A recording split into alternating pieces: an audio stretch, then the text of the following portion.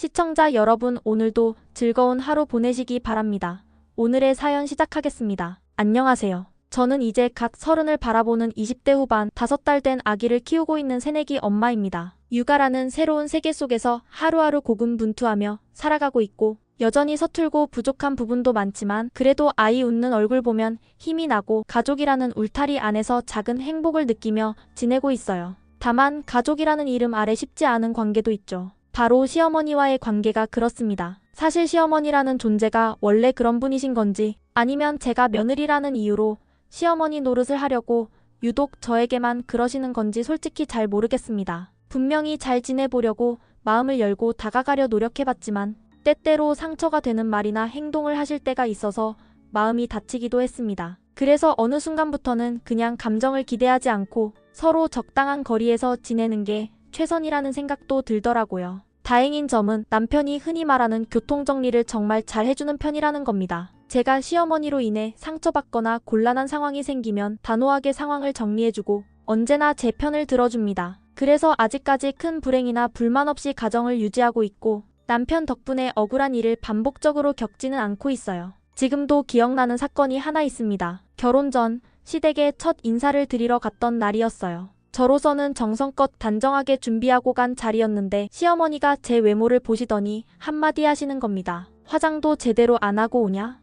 라는 말이었어요. 그 말투가 단순한 지적이 아니라 거의 혼내듯이 말씀하시더라고요. 너무 당황해서 순간 아무 말도 못하고 있는데 남편이 그 말을 듣자마자 그 자리에서 완전히 뒤집어졌습니다. 사실 저는 평소에 화장을 거의 하지 않는 편이에요. 다행히 피부 상태가 나쁘지 않아서 평소에는 로션만 바르고 특별한 날에는 연한 립스틱 정도 바르는 게 전부예요. 저에게는 자연스럽고 깔끔한 게 더 어울린다고 생각해서 그런 식으로 꾸며왔던 건데 시어머니는 그런 저의 스타일이 마음에 들지 않으셨던 거죠. 하지만 그게 그렇게까지 꾸짖을 일인가 싶었어요. 시어머니는 신랑 될 사람 집에 오는 자리면 예의를 갖춰야지 집에서 그런 것도 안 가르쳤냐는 식으로 말씀하셨고 그 순간 남편이 어머니 지금 무슨 말씀 하시는 거예요? 하고 목소리를 높였습니다. 화장이 뭐가 그렇게 중요하다고 사람을 무시하냐고요? 그리고 집에서 예의 안 배웠냐는 건 부모님 욕 아닙니까? 하며 격하게 반응했어요. 시어머니는 처음엔 발끈하시며 내가 언제 부모 욕을 했냐고 하셨지만 남편이 그럼 그게 아니고 뭐냐? 당장 사과하세요. 하고 다그치자 마지못해 제게 사과하셨습니다. 그래, 내가 좀 지나쳤나 보다. 미안하다. 이렇게 말은 하셨지만 영혼 하나 없이 툭 내뱉는 말투였고 저는 더 서운해졌던 기억이 납니다. 그 이후에도 비슷한 상황들이 몇 번 더 있었습니다. 시어머니는 여전히 뭔가 트집 잡고 싶은 기색을 보일 때가 있는데 남편이 중간에서 강하게 반응하는 바람에 함부로 말을 못하시게 되었죠. 솔직히 남편이 감정을 숨기지 않고 격하게 대응해서 무서울 때도 있어요. 특히 누군가가 저에게 무례하게 대하거나 억울한 상황이 생기면 남편은 폭발하듯이 반응하거든요. 물론 그런 모습이 든든할 때도 있지만 저조차도 남편 눈치를 보게 되는 순간이 종종 있어서 힘들기도 해요. 남편은 고집도 세고 감정 조절이 쉽지 않은 성격이에요. 욱하는 면이 있어서 저도 조심스러울 때가 많지만 다행히 저와의 관계에서는 최대한 차분하게 얘기하려고 노력해요. 제가 뭔가 실수했거나 잘못한 일이 있을 때도 감정을 억누르고 최대한 논리적으로 얘기하려고 해요. 그런 점에서 저는 남편을 믿고 의지하게 되는 것 같아요. 무엇보다 남편은 기준이 확실한 사람이에요. 아무리 어른이라도 잘못을 했으면 사과해야 한다. 나이가 많다고 항상 옳은 게 아니다. 틀린 건 틀린 거고 잘못한 건 잘못한 거다. 이런 마인드를 가진 사람이에요. 저는 그게 너무 고맙고 존경스럽기도 했습니다. 그 덕분에 시어머니도 점점 말을 가려하시고 예전처럼 일방적으로 잔소리를 퍼붓거나 무시하는 발언을 못하시게 되었어요. 살아보니 가족 간의 문제라는 게 단순히 사람 수만큼 있는 게 아니라 그 관계 속에서 얼마만큼 서로 존중하고 배려하느냐에 따라 완전히 달라지더라고요. 남편이 아니었으면 저는 벌써 몇 번이고 그만두고 싶다는 생각을 했을지도 모르겠습니다. 남편도 단점이 많은 사람이고 때로는 저를 지치게 할 때도 있지만 그럼에도 불구하고 이렇게나마 안정적인 삶을 살 수 있는 건 남편이 흔들리지 않고 저를 보호해주고 있다는 확신이 있어서예요. 그래서 지금 저는 힘든 일도 많지만 그래도 함께 살아갈 만한 사람을 만났다는 사실에 감사하고 있어요. 육아에 지치고 관계에 지치고 미래가 걱정될 때도 있지만 적어도 내 편이라고 말할 수 있는 사람이 곁에 있다는 게 얼마나 큰 위안인지 아이를 낳고 살아보며 더 깊이 깨닫고 있습니다. 신랑이 워낙 강하게 시어머니께 대응하는 편이라 저에게 노골적으로 잔소리를 하시거나 무례한 말을 하시는 일은 거의 사라졌습니다. 처음에는 그래도 다행이다 싶었죠. 불편한 상황이 생기더라도 남편이 앞장서서 정리해주니까 억울한 상황은 적었고 덕분에 시댁과의 관계는 최소한의 거리에서 유지할 수 있었어요. 그런데 시간이 지나면서 느껴지는 건 시어머니가 잔소리를 못해서 오히려 더 속이 터지셨던 건 아닌가 하는 생각이 들더라고요. 그냥 말로 툭툭 잔소리를 할 수 없게 되니까 그 에너지가 다른 방식으로 이상하게 표출되기 시작한 것 같았습니다. 처음엔 그냥 시어머니의 성향이라고만 생각했어요. 말투가 좀 세고 남에게 기대는 법 없이 독립적으로 살아오신 분이라 그럴 수도 있겠다 싶었고요. 사실 제게 서운했던 적은 한두 번이 아니지만 그걸 굳이 꺼내서 싸우고 싶진 않았습니다. 임신했을 때도 시어머니는 저에게 단 한마디 축하의 말조차 해주시지 않았습니다. 잘 됐다는 말도 없었고 입덧은 괜찮냐, 요즘 뭐 먹고 싶으냐 같은 안부조차 없었어요. 다른 집 시어머니들은 며느리 임신하면 과일 한 상자라도 들고 오고 손수 끓인 미역국이라도 가져온다는데 저희 시어머니는 그 흔한 사과 한 쪽도 저에게 주신 적이 없습니다. 출산했을 때도 마찬가지였습니다. 제가 힘들게 아이를 낳고 병원에 누워있을 때 시어머니는 병문안 오시긴 했지만 제 손을 잡거나 수고했다고 말 한마디 하시지 않았어요. 병실에 들어오셔서 아기 얼굴만 보고 몇 분 있다가 조용히 돌아가셨습니다. 그 순간 서운함이 파도처럼 밀려왔지만 저는 그냥 참았습니다. 신랑도 양가의 기본만 하고 우리끼리 잘 살면 된다는 주의였고 저도 어느 정도 그 말에 동의했기에 시어머니께 뭔가 기대하거나 특별한 관계를 만들려 노력하지 않았습니다. 그래서 시어머니가 저에게 따뜻한 말을 건네지 않아도 뭔가 챙겨주시지 않아도 그래 원래 저런 분이시니까 하고 넘기려고 애써왔습니다. 그게 더 마음이 편했어요. 기대가 없으면 실망도 덜하니까요. 시어머니는 지금도 직장을 다니고 계세요. 바쁘게 일하시는 분이고 체력도 강하신 편입니다. 평일 하루, 주말 하루 이렇게 일주일에 이틀 정도 쉬시는 일정인데 그중 평일에 하루 쉬시는 날 2주에 한 번꼴로 저희 집에 오십니다. 정확히는 아기를 보러 오신다고 하시죠. 물론 시어머니가 오시면 전 그 시간에 샤워도 하고 빨래도 돌리고 쌓여있는 설거지나 집안일도 해낼 수 있어서 도움이 되긴 합니다. 심지어는 눈 붙일 시간도 생기니까 저에게는 꽤 귀한 시간이기도 해요. 그래서 시어머니가 집에 오는 걸 마냥 싫어할 수만은 없었습니다. 속으론 부담스럽고 불편해도 아이를 봐주시는 것만으로도 감사한 부분이 있었으니까요. 저는 마음속으로 이런 상황을 적과의 동침이라고 표현하곤 했어요. 나를 미워하는 사람, 나를 이해하지 않는 사람이라도 육아의 현실 앞에서는 동맹이 될 수밖에 없으니까요. 그런데 그런 저마저도 이제는 그냥 안 오셨으면 좋겠다고 느끼게 만든 사건이 있었습니다. 바로 분유 문제였습니다. 5달 된 아이를 키우는 엄마들은 다 알겠지만 아이가 분유를 먹다가 남기는 경우가 굉장히 많아요. 양 조절이 매번 완벽할 순 없으니까요. 저도 처음엔 아이가 먹는 양을 가늠하지 못해서 많이 남기기도 하고 때론 모자라기도 했습니다. 경험이 쌓이면서 아이가 먹는 분량을 조절하게 되었고 남기지 않게 분유를 조금 적게 타는 식으로 조절했어요. 그런데 시어머니는 분유가 조금이라도 남으면 꼭 그걸 저에게 마시라고 하셨습니다. 처음엔 그냥 농담인 줄 알았어요. 아깝다. 내가 마셔라. 이런 식으로 말하길래 웃어넘겼는데 점점 그게 진심이 되어 가더군요. 그 비싼 분유를 왜 버리냐. 어차피 너 젖도 못 먹이는데 낭비하지 말고 내가 먹어라. 말씀은 그렇게 하시지만 그 말 안에는 분유 아까우니 남기지 마라.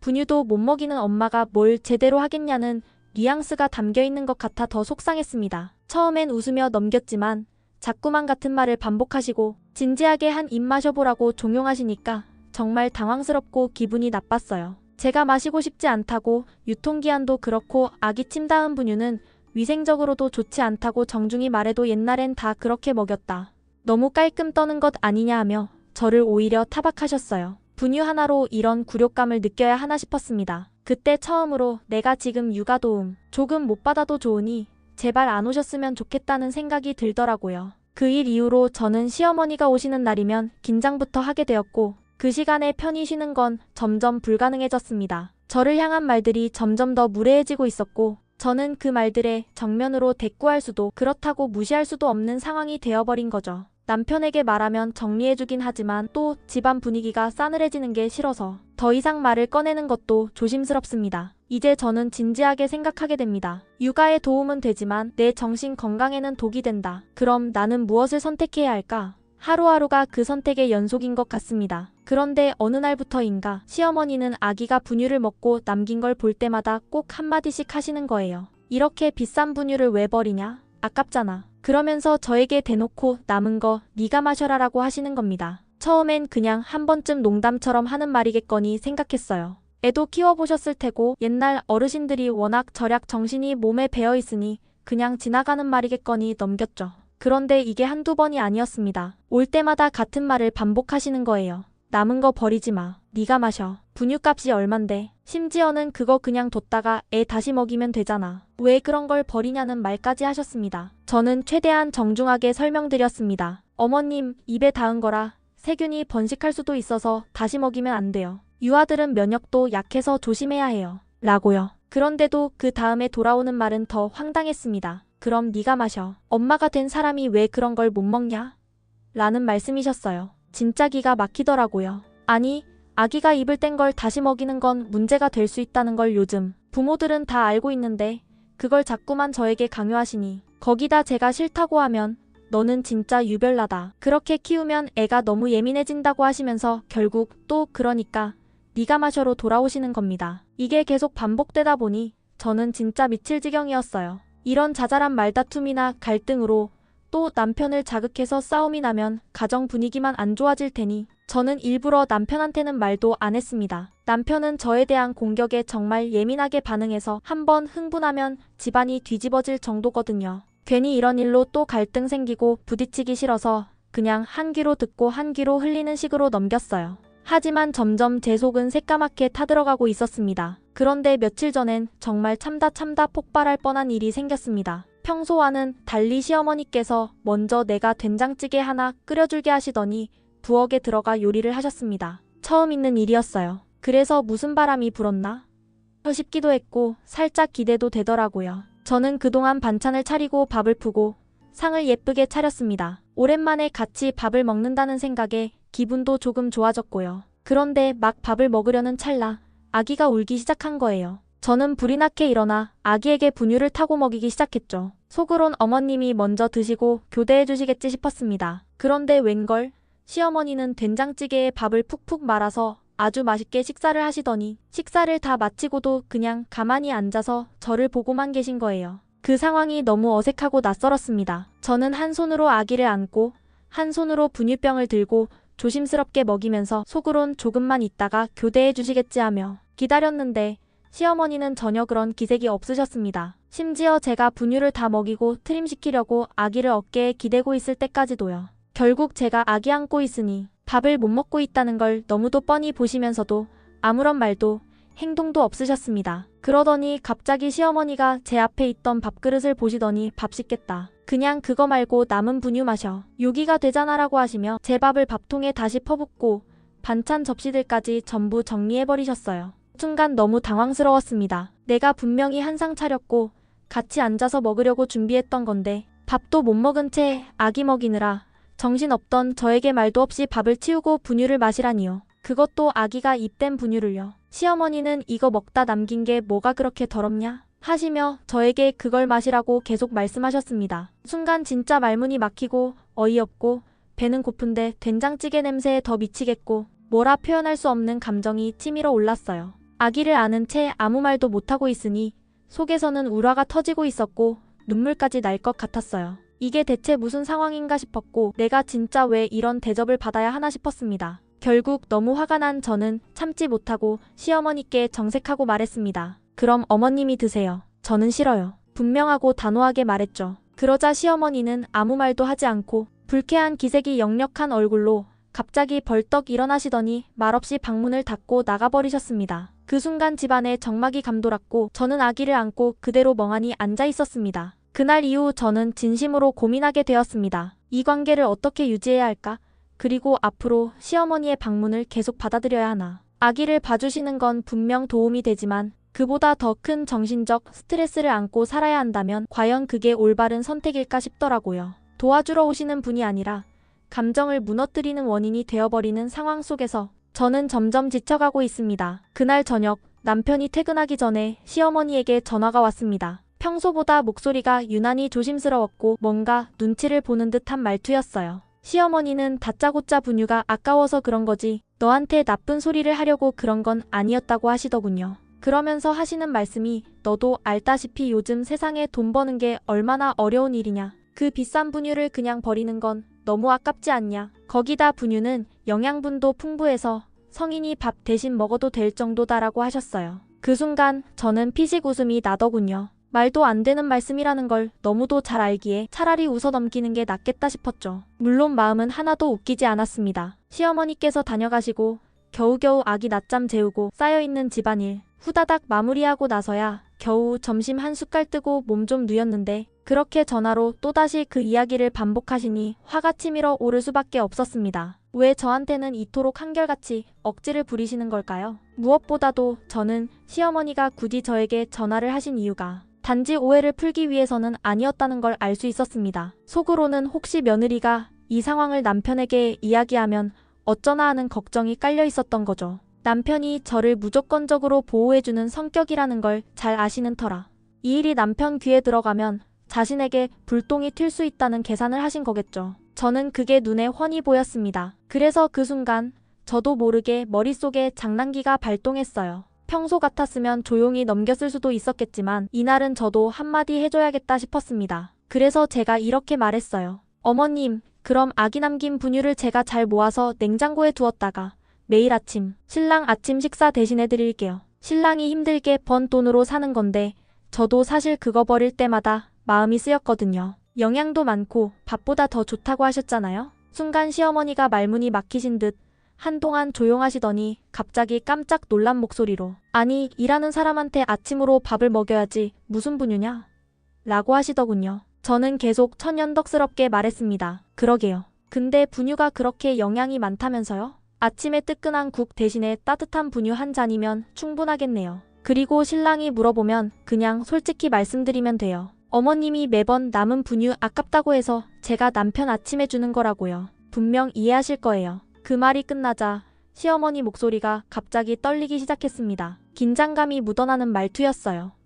그걸 신랑한테 말해서 괜한 분란 만들려는 거니? 하시더라고요. 저는 더 이상 참지 않고 정면으로 말씀드렸습니다. 어머니, 이런 일 가지고 신랑에게 얘기하는 것보다요. 어머님 말 한마디 한마디가 더 집안에 분란을 만듭니다. 순간 정적이 흘렀고 시어머니는 당황하신 듯 너 지금 뭐라고 했냐? 고 되물으셨어요. 저는 조금도 물러서지 않고 또박또박 말씀드렸습니다. 어머님 말씀드린 대로요. 어머님 입에서 나오는 말이 집안에 문제를 만들어요. 그제서야 시어머니 목소리가 높아지셨습니다. 약간 흥분하신 듯 내가 뭘 그렇게 잘못했길래 너한테 그런 소리를 들어야 하니? 하시길래 저도 맞받아쳤습니다. 그럼요. 아기 남긴 분유 억지로 먹이려는 게 당연한 건지 제가 문제인 건지 신랑한테 여쭤볼게요. 그 순간 시어머니는 어버버 하시며 말을 잇지 못하시더니 마지못해 말씀하시더군요. 그래 그거는 내가 잘못한 것 같네. 괜히 밖에서 일하는 사람까지 신경 쓰이게 하지 마라. 그냥 잊어라. 말끝은 흐려졌고 시어머니의 기세는 확실히 꺾여 있었습니다. 하지만 저는 여기서 끝내지 않았습니다. 어머님, 저는 정말 남편 아니면 믿고 의지할 사람이 없습니다. 어머님이 계속 이런 식으로 행동하시면 저는 신랑한테 말하고 판단을 받아야 해요. 그냥 혼자 넘길 순 없어요. 그제서야 시어머니는 그래 알겠다. 다신 안 그러겠다. 미안하다. 고 하셨습니다. 그런데 이상하게도 저는 그 사과가 고맙지 않았습니다. 오히려 어처구니 없고 기가 막혔고 심술이 올라오더라고요. 그래서 일부러 차갑게 말했습니다. 그럼요, 어머님. 일단 신랑하고 얘기해보고 다시 전화드릴게요. 그리고는 아무 말 없이 전화를 끊어버렸습니다. 그 이후로 시어머니가 몇 번이나 전화를 하셨지만 저는 일부러 받지 않았습니다. 전화 화면에 어머님 이름이 뜨는 것만으로도 숨이 턱 막히는 기분이 들어서요. 이 이야기는 아직 남편에게 말하지 않았어요. 사실은 전혀 모르게 지나가게 하고 싶은 마음이 더 컸습니다. 신랑이 워낙 예민하게 반응하는 스타일이라 이런 얘기 들으면 바로 폭발할 게 뻔하거든요. 그걸로 또 집안이 뒤숭숭해지고 신랑 마음만 더 무거워질까 봐 저는 그냥 혼자 삼켜버린 거죠. 이상하게 글을 쓰다 보니 신랑 자랑하는 글이 되어버렸네요. 그래도 진심이에요. 저와 아기 먹여 살리려고 하루하루 땀 흘려 일하는 그 사람, 집에 들어와서는 항상 저를 먼저 챙겨주고 제 눈치를 살피는 그 사람이 얼마나 고마운지 모릅니다. 그런 사람에게 이런 말도 안 되는 문제로 또 마음 쓰이게 하고 싶지 않아서 이번만큼은 그냥 제가 알아서 정리하기로 했습니다. 그리고 지금은 시어머니가 아예 저희 집에 오지 않으십니다. 아무 말도 없이 연락만 간간히 오는데 아마도 제가 남편에게 다 얘기했다고 생각하시는 것 같아요. 남편이 또다시 분노할까봐 그게 무서우셔서 일단 거리를 두시는 걸지도 모르겠습니다. 솔직히 말하면 속이 좀 시원하기도 해요. 이제 이런 황당한 분유 강요 같은 일이 다시는 없었으면 좋겠습니다. 하지만 시어머니는 워낙 고집이 강한 분이시라 또 어떤 방식으로 저를 괴롭힐지 모른다는 걱정도 여전히 마음 한켠에 있습니다. 신랑도 고집이 세지만 그 고집은 정의롭고 명확한 기준에서 나오는 고집이에요. 하지만 시어머니의 고집은 그냥 남을 누르기 위한 고집이라는 생각이 들어요. 그래서 더 무겁고 더 피곤한 싸움이 되는 것 같아요. 앞으로도 얼마나 이런 일이 더 생길지는 모르겠지만 이제는 더 이상 당하고만 있지는 않으려고요. 글이 너무 길어졌네요. 어떻게 마무리해야 할지 모르겠습니다. 여기까지 읽어주신 분들께 정말 감사드립니다. 마음속 응어리 같은 이야기를 이렇게 꺼내놓을 수 있어서 저도 한결 후련하네요. 요즘 날씨 많이 추워졌는데 감기 조심하시고 모두들 건강하시고 따뜻한 하루 보내시길 바랍니다. 제 이야기가 누군가에게 작은 공감이나 위로가 되었으면 좋겠어요. 감사합니다.